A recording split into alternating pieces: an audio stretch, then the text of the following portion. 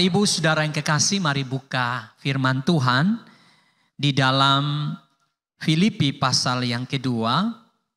Filipi pasal yang kedua ayat 1 sampai dengan ayat yang ke-11. Filipi pasal yang kedua ayat 1 hingga ayat yang ke-11.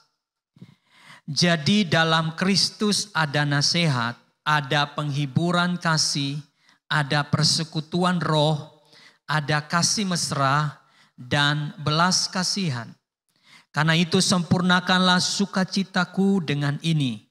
Hendaklah kamu sehati sepikir dalam satu kasih, satu jiwa, satu tujuan.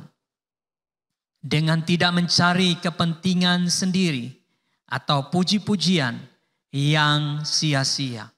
Sebaliknya hendaklah dengan rendah hati yang seorang menganggap yang lain lebih utama daripada dirinya sendiri. Dan janganlah tiap-tiap orang hanya memperhatikan kepentingannya sendiri, tetapi kepentingan orang lain juga. Hendaklah kamu dan dalam hidupmu bersama menaruh pikiran dan perasaan yang terdapat juga dalam Kristus Yesus. Yang walaupun dalam rupa Allah tidak menganggap kesetaraan dengan Allah itu sebagai milik yang harus dipertahankan. Melainkan telah mengosongkan dirinya sendiri dan mengambil rupa seorang hamba dan menjadi sama dengan manusia. Dan dalam keadaan sebagai manusia ia telah merendahkan dirinya dan taat sampai mati, bahkan sampai mati di kayu salib. Itulah sebabnya Allah sangat meninggikan dia dan mengaruniakan kepadanya nama di atas segala nama. Supaya dalam nama Yesus bertekuk lutut segala yang ada di langit dan yang ada di atas bumi dan yang ada di bawah bumi. Dan segala lidah mengaku Yesus Kristus adalah Tuhan bagi kemuliaan Allah Bapa. Saudara yang kekasih di dalam Yesus Kristus, tema kita hari ini adalah kesatuan yang mendatangkan kuasa dan berkat. Kesatuan yang mendatangkan kuasa dan berkat. Ada satu statement yang sangat terkenal dan mungkin kita semua sudah mendengarkan statement ini. Statement ini berkata, bersatu kita teguh, bercerai kita runtuh. Saudara, di dalam statement ini ada makna yang mendalam, yaitu di mana ada kesatuan, maka di situ ada kekuatan. Tetapi di mana ada perpecahan, maka di situ juga pasti ada kehancuran. Nah, Bapak Ibu Saudara yang kekasih di dalam Yesus Kristus, saya teringat akan apa yang ayah saya pernah katakan kepada kami anak-anaknya. Pada suatu kali dia mengumpulkan kami dan dia membawa satu ikat sapu lidi. Saudara, kemudian dia berbicara tentang kesatuan di dalam keluarga. Dia mengatakan bahwa ketika seseorang hendak membersihkan halaman rumah, maka kalau hanya satu batang lidi saja, maka amat sangat lama, bahkan mustahil untuk dapat membersihkan halaman rumah yang kotor. Tetapi ketika lidi-lidi itu diikat menjadi satu, maka akan memudahkan seseorang. Dan dengan waktu yang sangat cepat, halaman rumah dapat dibersihkan. Ayah saya sedang berbicara tentang kesatuan di dalam rumah tangga. Nah, Bapak Ibu Saudara yang kekasih di dalam Yesus Kristus, ada banyak alasan mengapa kita harus bersatu. Bersatu itu dapat dilakukan di dalam rumah tangga, suami istri, dalam keluarga, antara orang tua dan anak, di dalam pekerjaan, antara karyawan dengan karyawan, antara karyawan dengan pemimpin, di dalam gereja, di antara umat Tuhan, baik itu jemaat dengan jemaat, bahkan jemaat dengan pemimpin, dengan gembala atau dengan hamba-hamba Tuhan. Saudara, kesatuan itu begitu penting. Dan kalau kita mau mencari alasan mengapa kita harus bersatu, maka dari perjanjian lama sampai perjanjian baru kita akan menemukan banyak sekali alasan mengapa kesatuan itu begitu penting. Tetapi hari ini saudara, saya ingin melihat beberapa alasan yang dapat saya sampaikan kepada saudara. Saudara, kita bisa melihat di dalam kitab Mazmur nomor 133 ayat 1 hingga ayat yang keempat. Mazmur nomor 133 ayat 1 hingga ayat yang ketiga. Sungguh alangkah baiknya dan indahnya apabila saudara-saudara diam bersama dengan rukun. Kata rukun, kalau kita meneliti dalam bahasa aslinya, maka kita akan mendapati satu kata, yaitu satu atau unity, kesatuan. Firman Tuhan katakan alangkah baiknya dan indahnya jika kita sebagai orang-orang yang percaya bisa hidup di dalam kesatuan. Alkitab mengatakan bahwa kesatuan itu baik dan indah. Saudaraku, hal yang baik dan indah itu luar biasa. Itu dapat dihasilkan dari kehidupan orang-orang percaya yang diam dan hidup di dalam kesatuan. Dan saudara, mengapa itu penting? Di dalam Mazmur ini dikatakan di dalam ayat yang kedua, seperti minyak yang baik di atas kepala meleleh ke janggut, yang meleleh ke janggut Harun dan ke leher jubahnya.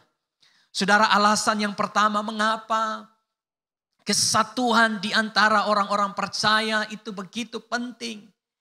Karena firman Tuhan mengatakan seperti minyak yang baik di atas kepala meleleh ke janggut dan meleleh ke janggut Harun dan ke leher jubahnya.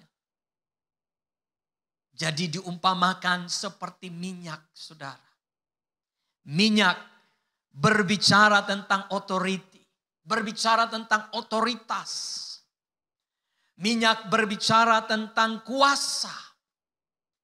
Jadi seperti minyak yang meleleh dari janggut Harun turun ke leher jubahnya.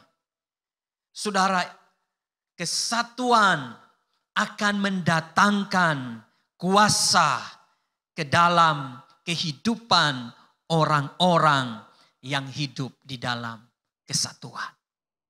Nah, saudaraku yang kekasih di dalam Yesus Kristus, di mana orang bersatu, di situ ada kuasa Tuhan.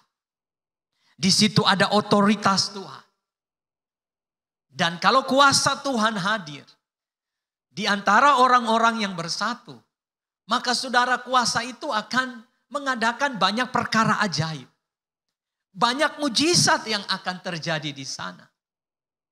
Tetapi kalau kita tidak bersatu, tidak akan ada kuasa Tuhan yang mengalir di sana. Jadi saudara, alasan mengapa kita bersatu karena di situ akan ada kuasa Tuhan. Dan yang kedua, Bapak Ibu Saudara, kita lihat di ayat yang ketiga. Seperti embun gunung Hermon yang turun ke atas gunung Sion. Saudara, berkat yang kita bisa dapat dari kesatuan, di situ dikatakan seperti embun. Dan kalau kita perhatikan kalimat selanjutnya, firman Tuhan katakan sebab kesanalah Tuhan memerintahkan berkat kehidupan untuk selama-lamanya. Jadi saudara, kesatuan bukan saja hanya menghasilkan akan kuasa atau kesatuan, bukan hanya saja mendatangkan kuasa Tuhan, tetapi kesatuan juga akan mendatangkan berkat kehidupan untuk selama-lamanya. Di mana orang-orang bersatu, di mana orang-orang unity. Apakah itu suami istri bersatu, orang tua dan anak bersatu, pemimpin dan karyawan bersatu, jemaat bersatu, hamba Tuhan bersatu. Saudara, kesanalah berkat Tuhan, berkat kehidupan akan diperintahkan Tuhan, akan disediakan Tuhan, akan dialirkan Tuhan bagi mereka yang hidup dalam kesatuan. Nah, saudaraku yang kekasih di dalam Yesus Kristus. Oleh sebab itu, mari hari ini kita melihat kesatuan sebagai hal yang penting yang harus kita terapkan di dalam kehidupan kita.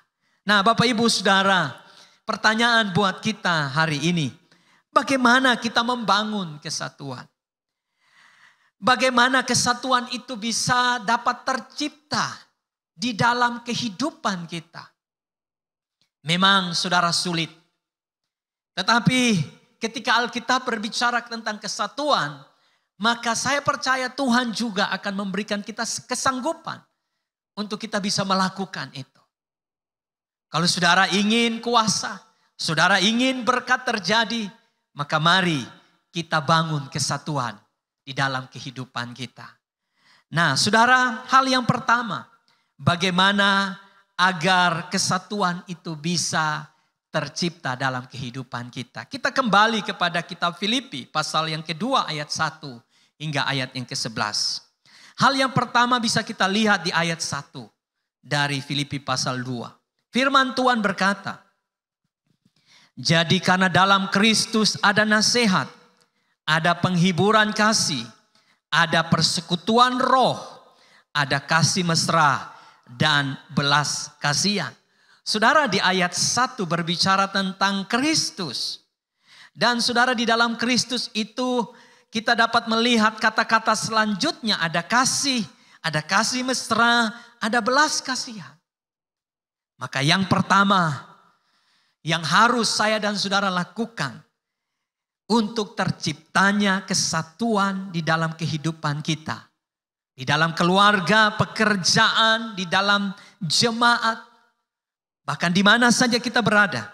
Maka yang pertama yaitu kita harus saling mengasihi seperti Kristus telah mengasihi kita. Jadi yang pertama saudara, kita harus saling mengasihi seperti Kristus. Bapak Ibu Saudara yang kekasih, setiap kita berbeda satu dengan yang lain. Kita datang dari latar belakang yang berbeda. Kita datang dari suku dan budaya yang berbeda. Kita datang dari pendidikan yang berbeda. Umur yang berbeda, warna kulit yang berbeda, rambut kita mungkin juga berbeda. Ada yang lurus, ada yang berombak, ada yang keriting. Dan juga saudara, kita memiliki karakter yang berbeda. Saudara, perbedaan ini sulit untuk dapat disatukan, saudara. Ada yang berusaha menyatukan perbedaan-perbedaan itu dengan hobi. Ya, bisa. Tetapi kita mendapati bahwa ternyata di dalam perjalanan kesatuan karena hobi bisa saja orang tercerai-berai. Ada yang menyatukan perbedaan itu dengan kekuatan uang. Tapi ketika orang mendapati bahwa di sana ia tidak mendapatkan sesuatu yang nyaman, maka dia juga akan keluar dari sana. Nah saudara, apa yang dapat menyatukan kita? Saudara,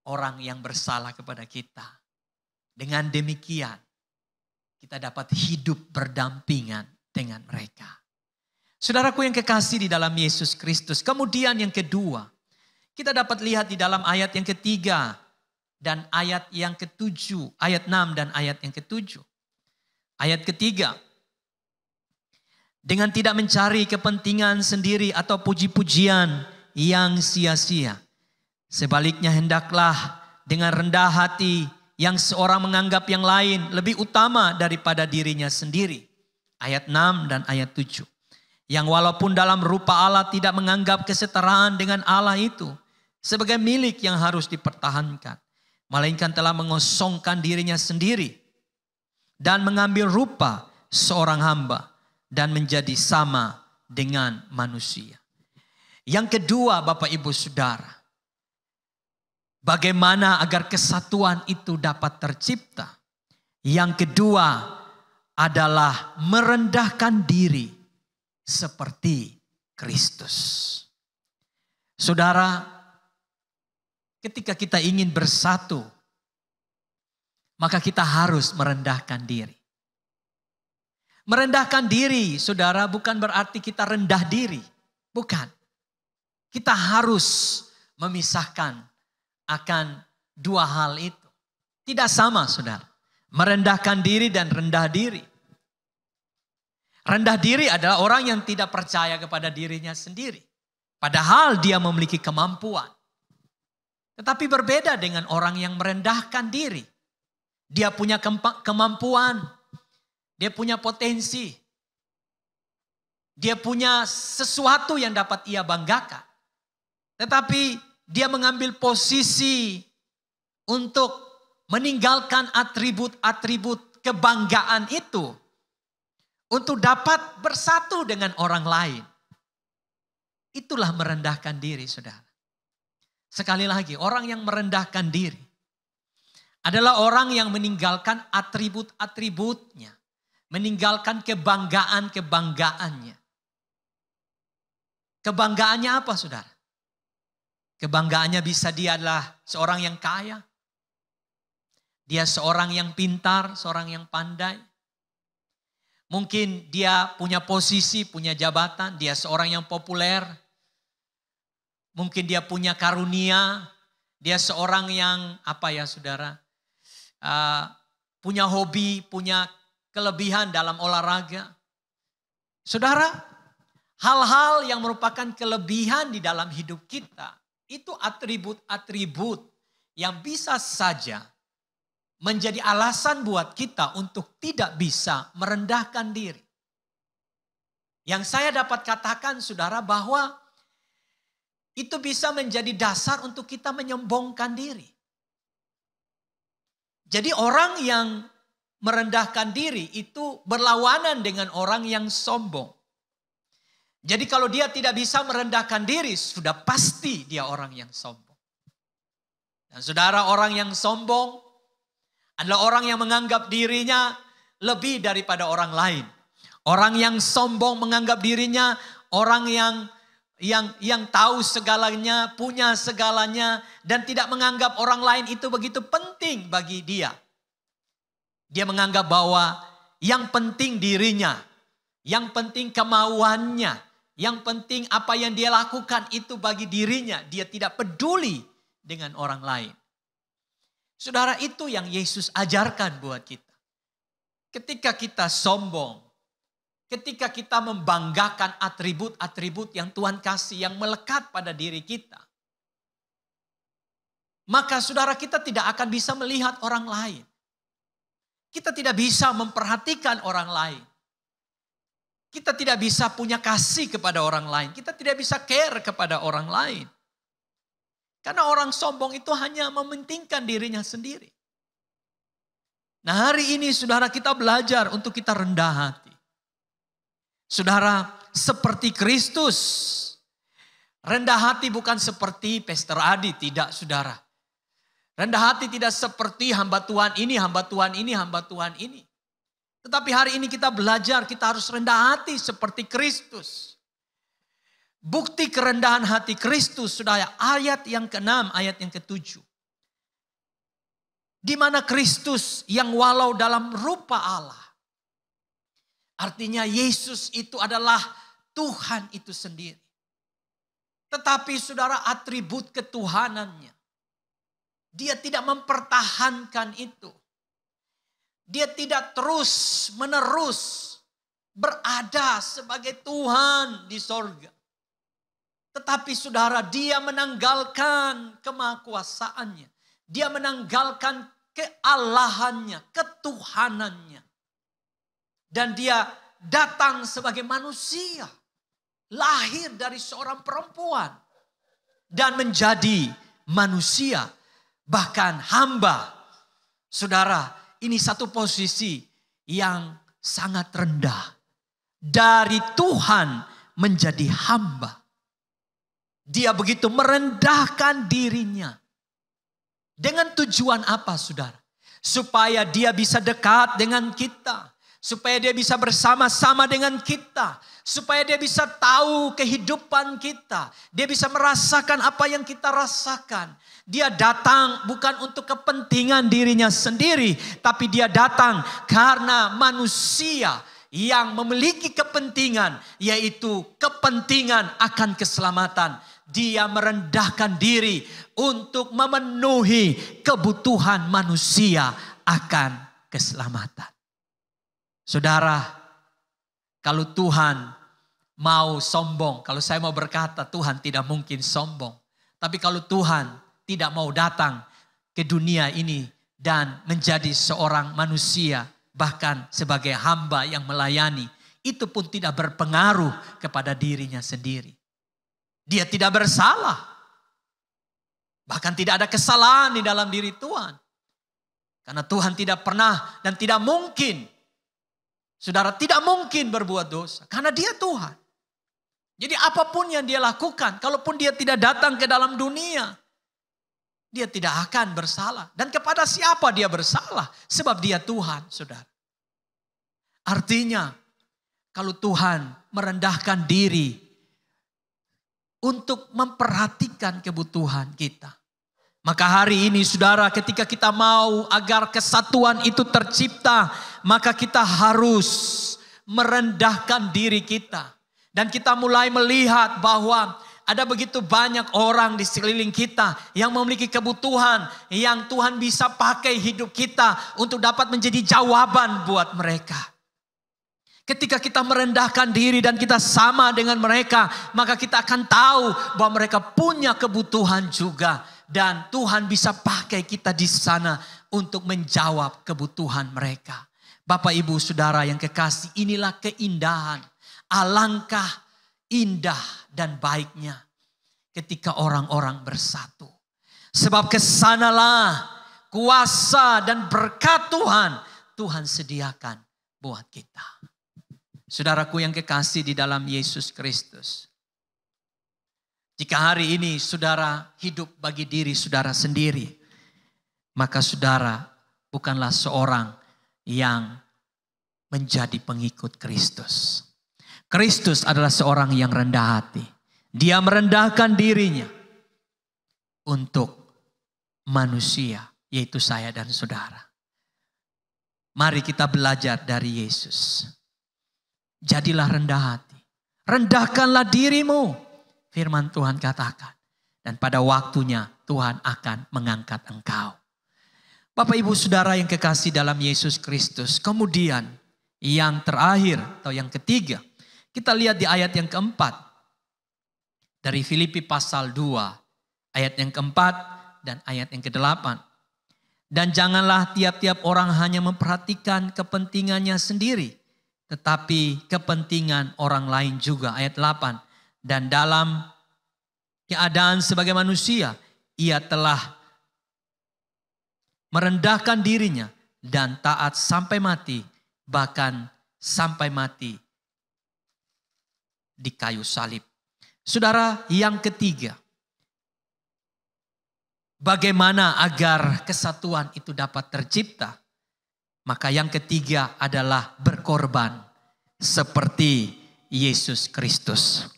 Saudaraku yang kekasih di dalam Yesus Kristus. teladan yang Yesus berikan buat kita itu luar biasa.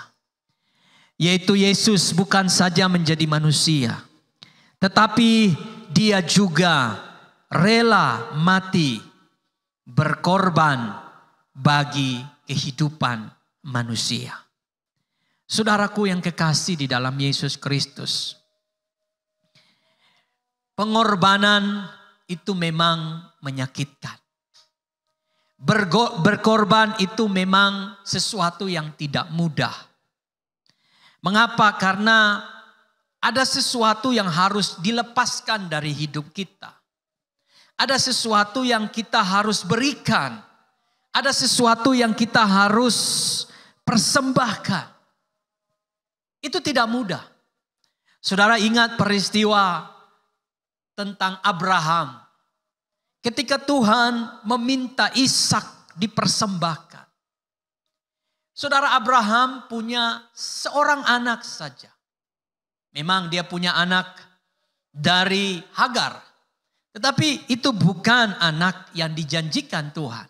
Itu anak hasil daripada kemauan Abraham dan Sarah. Bukan janji Tuhan. Anak perjanjian itu Ishak. Dan saudara, suatu kali waktu Tuhan minta Ishak. Sebagai seorang ayah yang telah menantikan Ishak selama 25 tahun. Dan diminta untuk dipersembahkan. Saudara, mempersembahkan Ishak bukan seperti sekarang ini. Yaitu mempersembahkan seorang anak menjadi hamba Tuhan. Anaknya masih tetap hidup. Dan kuliah sebagai seorang hamba Tuhan dan kemudian jadi hamba Tuhan. Tetapi mempersembahkan di dalam perjanjian lama yaitu harus disembelih seperti domba. Kemudian diletakkan di atas mezbah dan dibakar seperti persembahan seekor domba. Abraham tahu itu, saudaraku yang kekasih. Dan apa yang terjadi dengan Abraham, saudara? Dia tidak memikirkan lagi apa yang dia sudah lakukan selama 25 tahun penantian itu. Dia tidak memikirkan tentang bagaimana keadaan dirinya nanti, bagaimana keluarganya, bagaimana hartanya, bagaimana ke depan. Tetapi saudaraku yang kekasih, keesokan harinya Abraham membawa Ishak dan kemudian ia mempersembahkannya di atas salah satu bukit yang Tuhan perintahkan kepadanya. Saudaraku yang kekasih. Tetapi pada akhirnya saudara, Tuhan menyediakan seekor domba buat Abraham. Menggantikan Ishak sebagai korban. Saudaraku yang kekasih, ini sesuatu yang luar biasa. Berkorban itu ada sesuatu yang harus dilepaskan. Dan saudara, kalau kita mau unity, maka suami harus berkorban. Istri harus berkorban. Kalau masing-masing ego dipertahankan, maka tidak ada kesatuan. Di antara jemaat, kalau kita hanya melihat akan ego kita hanya melihat akan kepentingan kita sendiri, maka saudara akan sangat sulit untuk terciptanya kesatuan. Hari ini saudara, kita belajar bahwa ketika kita mau bersatu, kita harus berkorban. Ada sesuatu yang kita lepaskan. Apakah itu waktu kita, pikiran kita, tenaga kita, harta kita, atau apapun yang Tuhan mau dari hidup kita yang harus kita persembahkan buat Tuhan, yang harus kita berikan buat Tuhan, yang harus kita lepaskan dari hidup kita. Memang itu menyakitkan saudara, tetapi waktu saudara lepaskan itu saudara, terjadinya kesatuan. Maka firman Tuhan berkata, di dalam kesatuan itu ada mujizat dan ada berkat Tuhan. Dan ketika saudara berani melepaskan itu saudara, Tuhan akan menjadikan itu menjadi berkat dalam kehidupan saudara. Seorang anak ketika 5.000 laki-laki dalam kondisi lapar. Dalam Yohanes pasal 6. Seorang anak mungkin egois karena ini adalah bekal makanannya. Tetapi dia datang kepada Yesus. Dia mempersembahkan 5 roti dan 2 ikan. Dan kemudian Yesus memberkati itu. Saudara lihat ketika anak ini rela berkorban. Berkat Tuhan ada di sana. 5.000 laki-laki dapat makan. Bahkan sisa 12 bakul. Saudaraku yang kekasih. Jangan takut berkorban. Mungkin di masa krisis ini saudara berkata bahwa sangat sulit hidup ini. Tapi justru di dalam masa sulit inilah Tuhan mau kita berkorban. Tuhan mau kita lakukan sesuatu bagi kemuliaan Tuhan. Maka saya percaya di sana ada kesatuan. Nah, Bapak Ibu Saudara yang kekasih, saya percaya firman Tuhan ini akan memberkati hidup kita. Di mana ada kesatuan, di situ ada kuasa dan berkat kehidupan. Bagaimana agar kita bisa bersatu? Hiduplah di dalam saling mengasihi. Hiduplah di dalam kerendahan hati. Merendahkan diri satu dengan yang lain. Dan yang ketiga saudaraku, mari kita berkorban seperti Kristus berkorban. Kiranya firman Tuhan memberkati kita. Haleluya.